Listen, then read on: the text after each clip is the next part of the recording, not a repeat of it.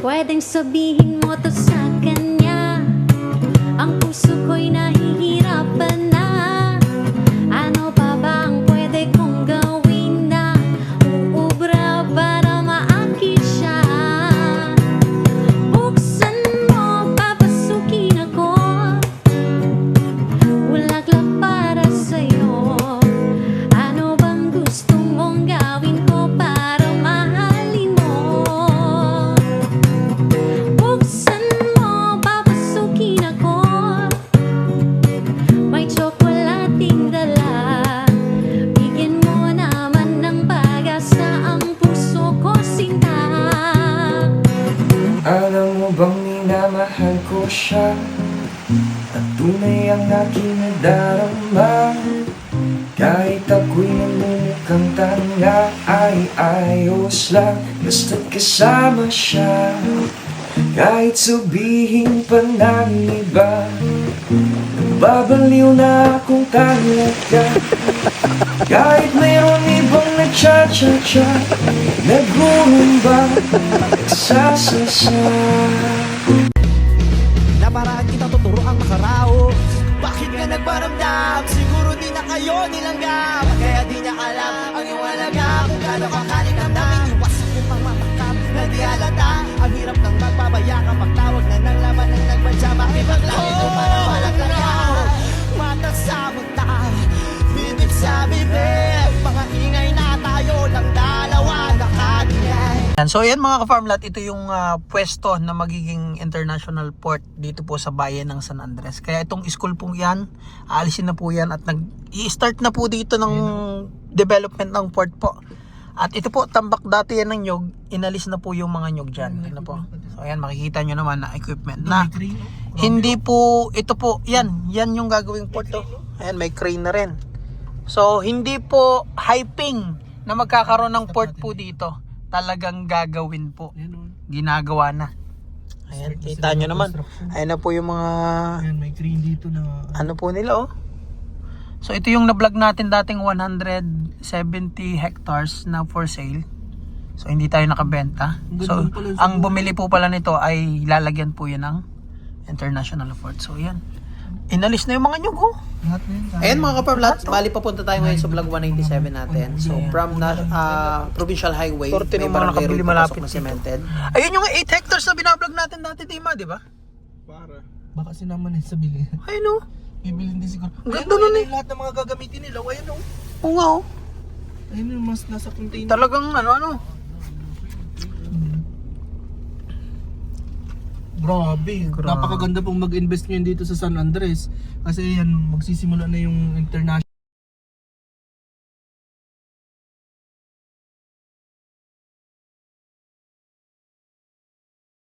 Para masali sa dito. Ayan mga ka-farmlat, ito yung daan natin papunta dun sa beach property. So ang good thing sa road na dinadaanan natin, as you can see, cemented po. At yung property na ibibida natin ay malapit lang po sa barangay hall and sa school. So kung retirement, ang good thing ng property, malapit sa mga residential area rin. So ibig sabihin, livable ang property. So pwedeng tirhan. Kung pang investment din naman, so ang good thing po sa bayan po ng San Andres ay magkakaroon po dito ng port. Alam nyo naman pag merong port po, so ang sunod niyan mga establishment, mga businesses po, lalo na yung mga factory. Ayan. So ito po yung barangay hall po. So ang pangalan po ng barangay na to ay Inanuran. So ito po yung school dito, elementary school. So may portion po siyang rough road. Ayan, makikita nyo po yung community dito. So mga simentado na rin po ang bahay. Ayan, Inanuran Elementary School. So malapit-lapit na tayo sa property mga ka-farmlat. Malaki rin pala itong school na to. Tapos tatansyahin natin kung gaano siya kalayo dun sa property, no? Ang malaki rin. May ilang room din yan. Tapos ito po yung Barangay Health Center. Ayan. Tapos bayan po talaga siya. Tapos may cellphone signal ba? Teka lang. Meron dun sa tabing dagat. Ayan, may cellphone signal po dito. Kaya livable po. So malalaman din natin sa property pag nandun na tayo kung may signal din.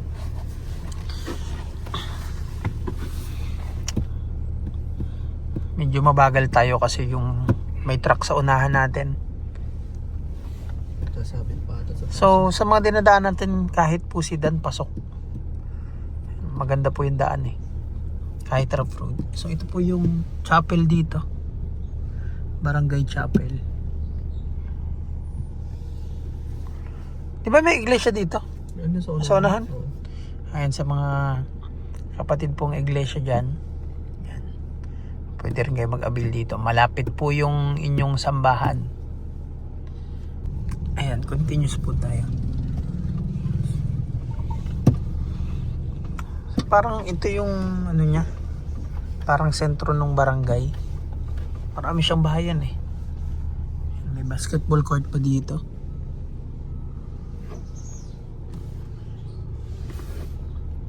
Tapos may patubig po doon. Patubig kaya ng barangay yun? Siguro. Sa iglesia ata yan. Ayaw sa iglesia.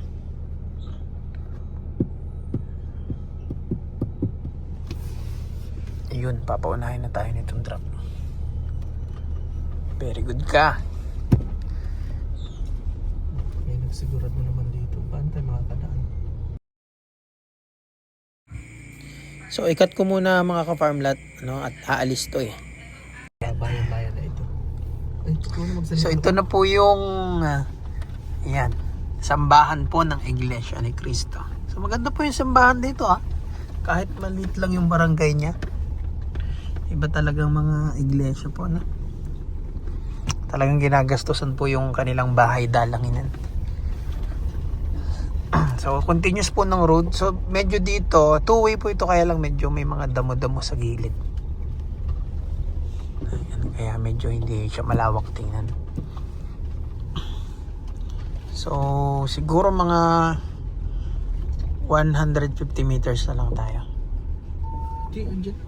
Ayun na. Ayun na. Ah, malapit na. Ayan o. Ayan na, ayan na. Malapit na tayo. Hindi. Papasok pa tayo, di ba? Pasok na sasakyan. Ayan.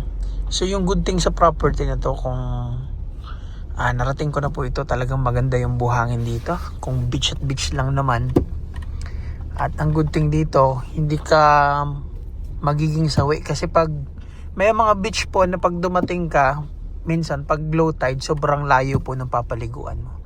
Ito po, mapa low tide, mapa high tide, meron kang papaliguan. So, ito po yung advantage nito dito pagdating sa mga for sale po ng mga beach. Tapos ayan, may mga bahayan pa rin naman po dito. May linya pa ng kuryente. Ito po yata natin. Yan na ba? Ito na nga. Ito na. So ito na po yung right of way niya. Yung kanto. Ayusin lang natin yung Saka yun. ayun. dadaanan. Para maka... Bali yan mga ka-farmlat. So doon tayo galing sa barangay road na to. Tapos ito na yung right of way niya. Papasok ng property. Yan. Kaya dinevelop na po yung daan. So dito hindi na kailangan tambakan mga ka-farmlat. Kasi buhangin po siya oh. Buhangin yung nilalakaran natin. Yan.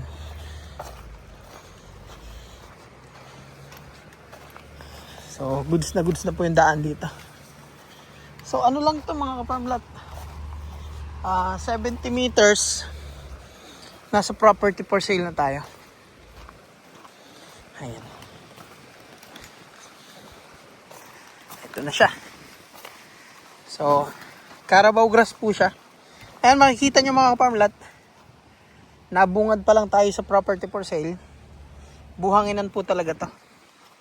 Kaya hindi ka makakaranas ng putik dito sa property for sale dahil buhanginan po. So yun din yung negative side naman po ng buhanginan. So wala siyang masyadong fruit bearing trees na tumutubo dito. Dahil pure buhanginan po. Ayan. So possible ito po ay alin dito yung ano? Lot 1 tsaka yung 2 na reserve na. Ito yung lot 1, yung may kubo. Ito yung lot 2. Ang ganda po nung lot 2. Ilan ang frontage dito? So kung 27, mag-i-start po ang lot 3 dito. Yan. Lot 3.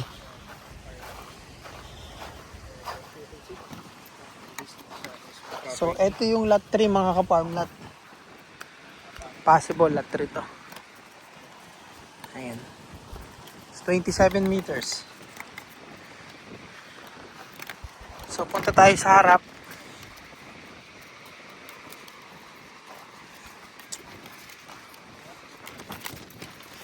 Mahangin. Mahangin. So ito po yung bandang gitna ng property niya. So wala siyang stock ng tubig kasi nga yung tubig dito sumisiim lang pa ilalim kasi buhanginan po siya.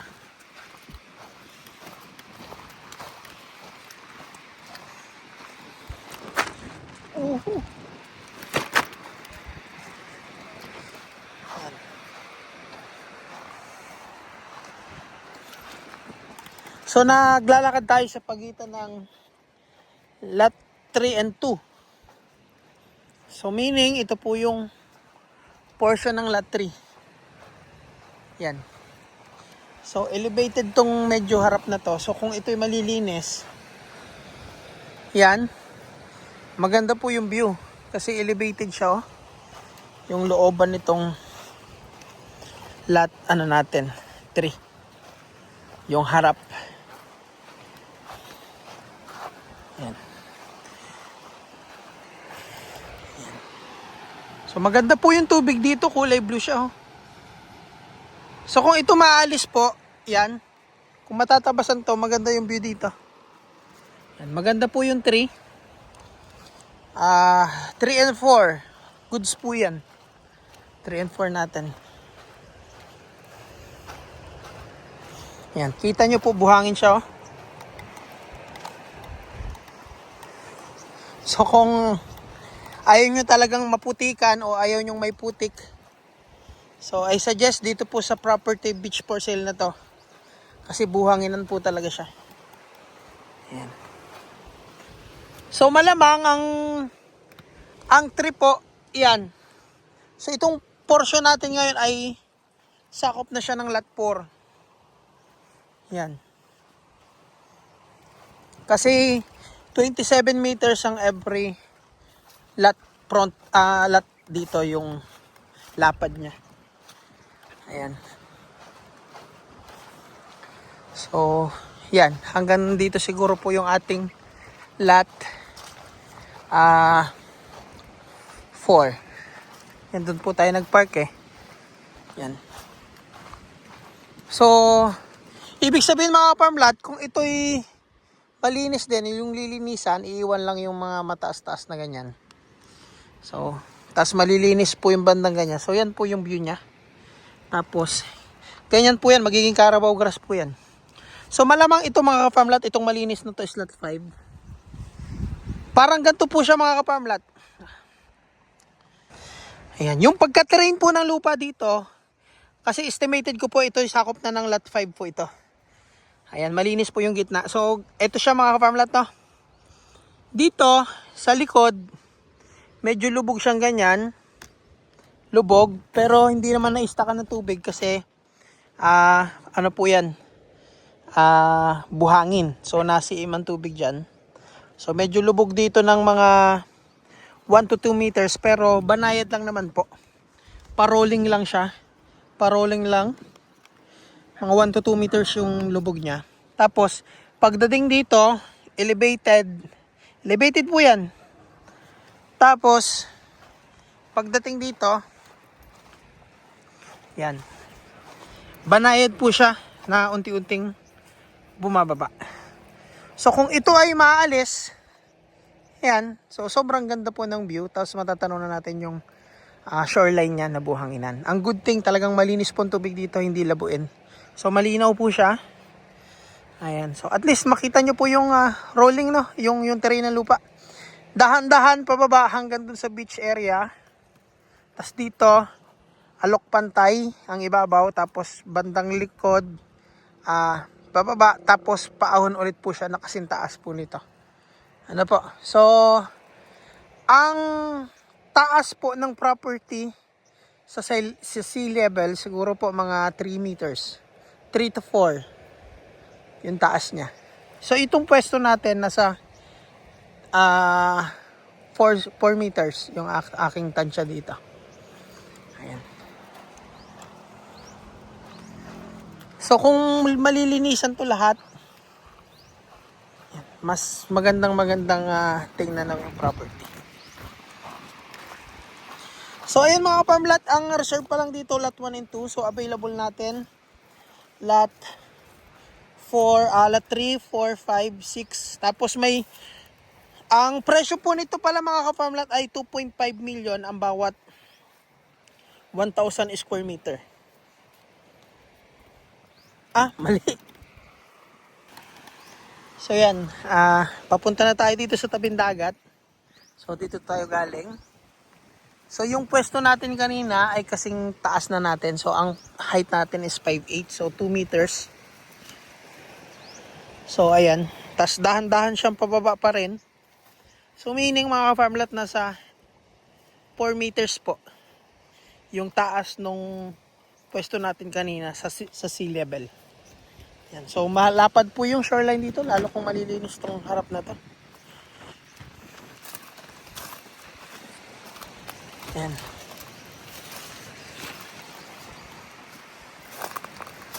Matinik lang, matinik.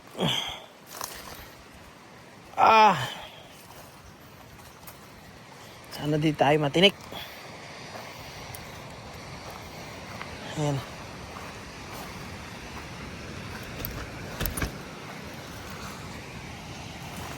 Lapit na tayo sa karagatan. Dahan-dahan lang at matinik dito, maaroma.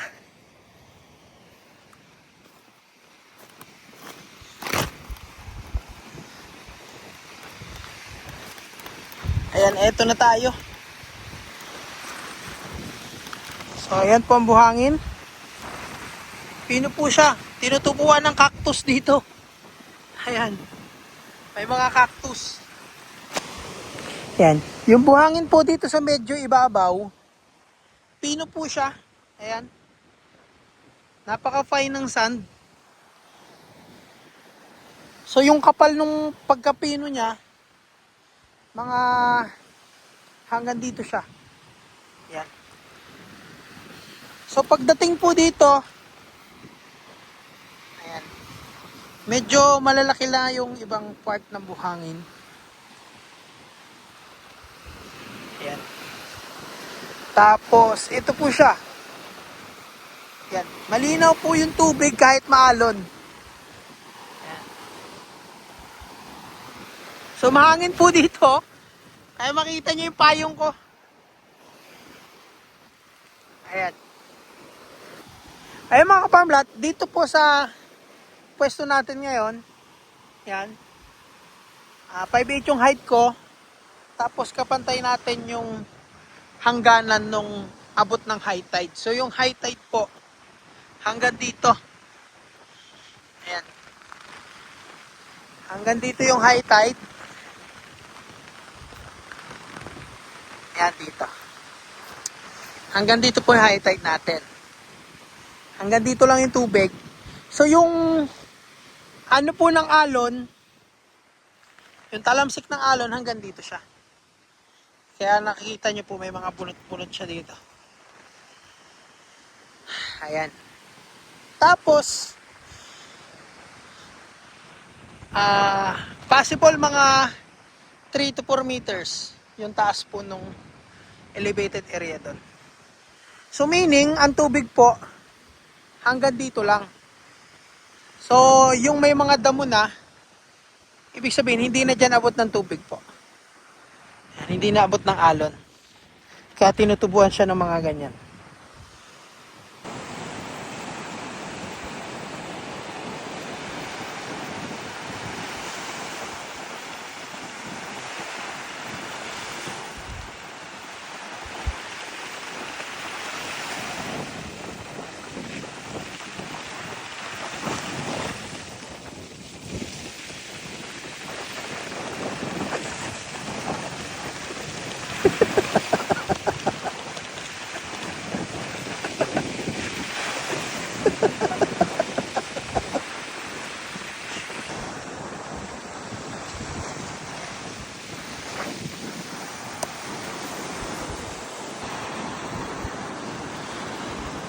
Hello mga kapamlat, and kung gusto nyo pong magka-beach property dito, sa magandang beach na to, na merong magandang buhanginan, malapad yung shoreline, at maganda yung tubig, malinaw, ayan. Dito kung meron ka pong 1.5 million, ay magkakaroon ka po ng 1,000 square meter, na may frontage po na 15 meters. Ano po? Katabi mo po ang mayor ng San Andres kasi ito property po ng mayor to. Tapos ito pong may bakod na to, dito po ang umpisa ng mga 1,000 square meter every cut. So ayan, kita nyo po, tinutubuan na ng kakaktus dito. Ayan. So ito po yung 15 meters po. So ito yung unang lote hanggang dito nung bawat 1,000 square meter natin. Ayan. Tansya tayo ng 15 meters. Okay. Lapit na. So, yan. So, hanggang dito po, ito yung 1,000 square meter. Mamaya pupunta po tayo sa likod. So, ito yung first na 1,000 square meter. Ito naman po yung ikalawa. Bilang tayo ulit ng 15 meters. So, 4 lots lang po ito na yung tigwa 1,000. 4 na lote lang. Yung the rest na po ay 2.5 million na po ang price na tig to 2,000 square meter na ang frontage po is 27. So, yan mga kaparmlat. Hanggang dito yung lot 2 ng 1,000 square meter. Ayan. So, dito naman, yung sumunod na ikatlong lote ng tigwa 1,000. Dito sa may mga nakaparadang bangka. Ayan. Ayan mga kaparmlat. Tapos ito yung pang-apat na lote. Tapos papasok po tayo sa loob. Ayan, napakaganda po ng buhangin mga kaparmlat oh. Ayan. So 1.5 million lang mga kaparmlat. May 1,000 square meter ka na maganda yung beachfront at maganda yung buhangin dito. Dito po yan sa bayan ng San Andres, Quezon, kung saan magkakaroon po dito ng pier. Malapit dito. So kaya papataas na rin yung mga value ng lupa dito. Ayan. Ang good thing, malapit po tayo sa barangay hall tsaka sa school. Ano po, sa community. Kaya hindi po liblib yung lugar. Ayan. So, ang kagandahan po, wala po ditong putika, no? Puro buhanginan po hanggang loob ng property. Nakikita nyo po. Ayan. Nasa loob na tayo ng portion ng lot 3. Ayan. Ganda. Nasa kalooban na tayo, buhanginan pa rin. Ayan. Para itong disyerto mga kaparmlat. Ayan. So buhangin o kapal ang buhangin. Ayan. Ayan po yung bakod. So yung kabila po kay Mayor yan. Ayan. So punta tayo dito sa harap ng unang lote na 1,000 square meter na kadikit ni Mayor. Ayan mga farmlat oh. Maganda yung 1,000 square meter na to. Yung karatig ni Mayor. Dahil elevated siya. Yan. So highly recommended ko itong pwestong to. Ayan oh. Ayan, overlooking siya. Kasi daan-dahan pa ahon hanggang dito sa property. So pag may bahay kayo dito, lalong mas maganda ang view. Tapos palinisan nyo po yan. Yung nasa harap na to. Ayan. So 1,000 square meter po. Hanggang dito yan mga ka-farmlat. Mas lalong elevated dito. Ayan. At least dito sa portion na to hindi mo na kailangan magbakod. Kasi may bakod na. Lalagyan mo na lang yung bakod, yung pagitan nyo ng lot 2. Ayan. So 15 meters possible. Hanggang dito po kayo sa elevated na to. Ayan. Ganda oh mga ka-farmlat oh. Ayan. Ayan. Dito, hanggang dito po ang lot 1 natin dito sa kadikit ni Mayor na tigwa 1,000. So ito yung pinakamagandang pwesto sa mga 1,000 square meter kasi among the lots, siya yung pinaka-elevated. Yan, mas elevated pa po siya dito sa property ni Mayor ng Bahagya. So yan. 1.5 million lang po ito. Pre-transfer. Maganda yung buhangin. Overlooking. Ayan. So, then next, ito po yung second lot ng tigwa 1,000 square meter. Itong pwesto natin. Maganda rin po siya flat. Ayan. Medyo platted dito. Ayan. So pag naalis po yan mga ano na yan, magtira lang kayo ng ilang puno para hindi ganun kainit. So lot 2. Ayan mga farm lot, possible hanggang dito lot 2. Ayan. Ayan. So ito po lot 3. So yung bandang gitna ng property, yan palupog. Ang elevated ng lot 3, yan pong harap dyan. Yan. Tapos, yan. Basta 4 na lote lang dito ang tig 1,000 square meter. Then yung the rest, possible siguro hanggang dito po mga ka-farm lot yung ano, yung lot 4 dito. So meaning, itong nilalakaran natin ay ano na po ito, portion na to ng mga tig 2,000 square meter na may presyong 2.5 million ang bawat 2,000. So yung gitna niya elevated yan, so dyan maganda magbahay. Ayan. Pero kung nagwo-worry kayo sa alon, dito na lang kayo magbahay sa baba, ay sa alon sa hangin. So dito po kayo medyo cover dito ng hangin. Ayan. Tapos dyan kubo-kubo na lang. So pantayan po dito sa gitna. Ayan. So possible mga ka-farm lot, ito ay portion ng lot 6. Ayan. Ayan mga ka-farm lot, hanggang dito na lang po yung ating video at maraming salamat po sa panonood.